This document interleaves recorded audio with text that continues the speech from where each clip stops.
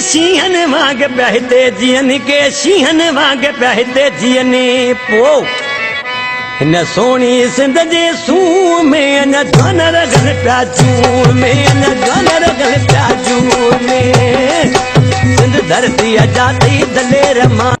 अस्सलाम वालेकुम नाज़रीन, माया सनागुल तां ॾिसी रहिया हो न्यू मेरान न्यूज़। रुकयूं था ख़बरनि ॾांहुं। ॻोठ गोईंदाणी समा में हिकु ॾींहुं वारो कबड्डी मेलो मुनक़द कयो वियो, जंहिंमें केतिरनि ई नंढनि तोड़े वॾनि कबड्डी रांदि ॾिसंदे लुत्फ़ अंदोज़ थींदा रहिया।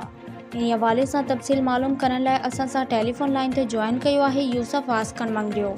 जी यूसुफ, कहिड़ा तफ़सील आहिनि, आगाह कजो। जी बिल्कुलु, तंहिं ॾींहुं ॻोठ गोईंदाणी समा में हिकु ॾींहुं वारो कबड्डी मेलो मुनक़द कयो वियो, जंहिंमें केतिरनि ई नंढनि तोड़े वॾनि कबड्डी रांदि ॾिसंदे ई लुत्फ़ अंदोज़ थींदा रहिया।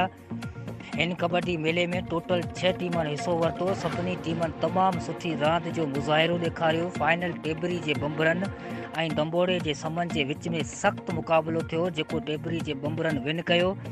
विनर टीम जे कैप्टन मेजर नियाज़ बंबरो खे 20,000 कैश ऐं मेडल पराए विया, जॾहिं त लूज़र खे 10,000 कैश पिणु ॾिना विया। जी वॾी महिरबानी तफ़सील ॾियण लाइ। वधीक ख़बरूं ॾिसण लाइ ॾिसंदा रहो न्यू मेरान न्यूज़।